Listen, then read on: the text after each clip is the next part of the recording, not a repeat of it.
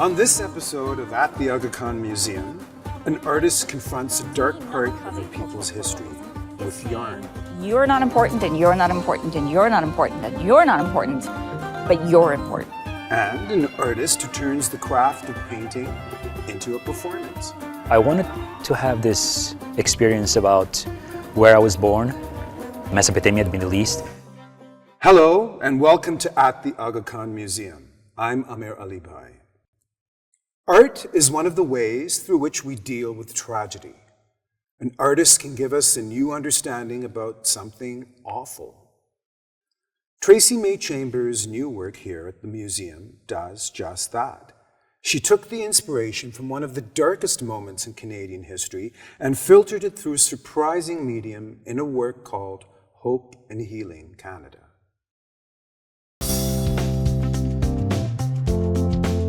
If you look around the world, it is really difficult to stay hopeful.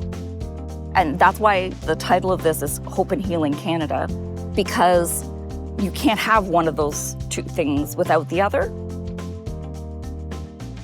My name is Tracey-Mae Chambers. I'm a Métis site-specific installation artist.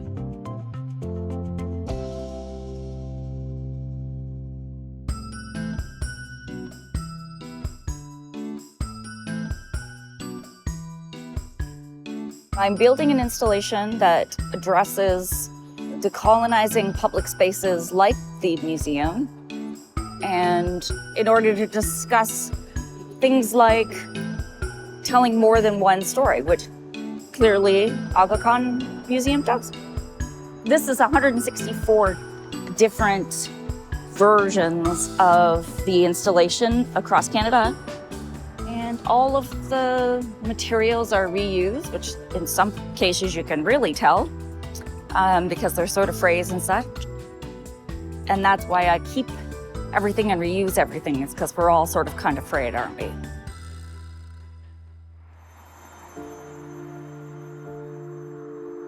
The impetus for this body of work was the discovery of unmarked graves at residential schools in Kamloops, which was the unmarked graves of children who attended residential schools for Indigenous folks. I was surprised by Canadians' reaction about not knowing very much about residential schools or understanding that a lot of these children, or many of these children, did not come home. Or the ones that did come home did not come home the same children as they arrived. So I was disheartened and wanted to be able to talk about that collective feeling of grief and anger and shock that Canadians were having. But more than that, I wanted to talk about why it happened, about colonization.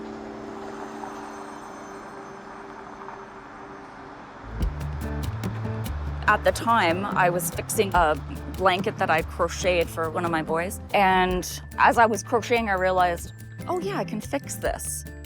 And I thought, well, what better way to talk about something that seems unfixable than through textiles? You know, you can't get angry at yarn. It's a calm introduction to something that's difficult. So I started with red because it's the color of anger and love and passion and all those really strong emotions, but it's also a racial slur. And I use other colors as well. Purple because of our connection to the crown, and it represents royalty. We, in Canada, used orange to pay homage to Truth and Reconciliation, so I have incorporated orange into many of the pieces, as well as yellow to signify those who have lost or represent those we have lost. Most cultures historically have used round shapes as depicting the world or depicting the cycle of life or any of those kinds of complex relationships.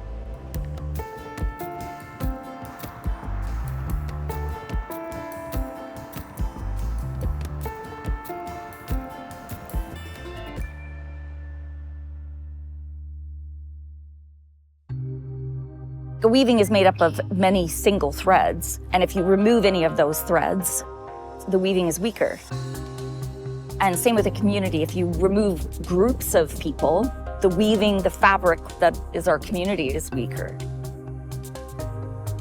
That's the point of this kind of work, is to open up a space to say, there is more than one story in this space. So if a space has been telling a particular story for a long time and only including one demographic, one part of the community, that is not the community.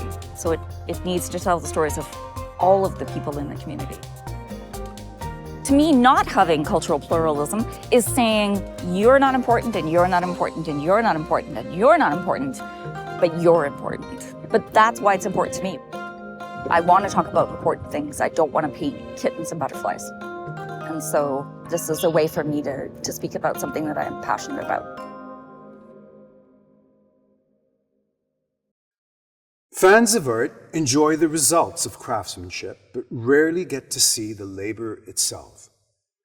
Artist Kevork Mourad changes that. Mourad was born in Syria, trained in Armenia, and lives in New York City. He's been the only visual artist in Yo-Yo Ma's Silk Road Ensemble, and is used to being unique. His specialty is creating art live on stage while accompanied by performers. It's a singular and spellbinding experience. We have an excerpt from one of his performances on this very stage for you right now. In today's performance, people will see a combination of live painting, animation, plus live music and processed sound. And through that, we'll try to bring people walk through my imagination and emotions and feelings from Mesopotamia all the way to Americas. I've been doing this performance for over 25 years, and every year I add things in it.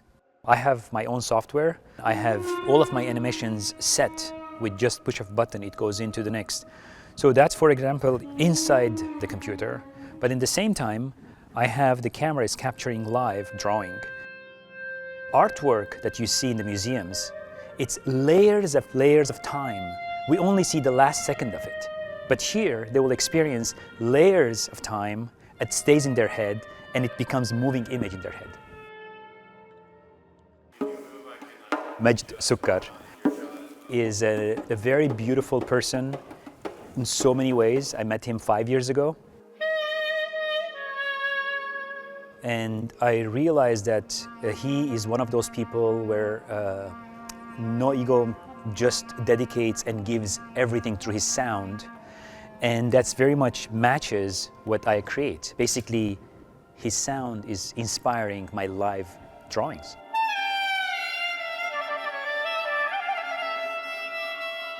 I wanted to have this experience about where I was born, Mesopotamia, the Middle East, and going through Europe and all the way here, and reaching so many different audiences and different faiths.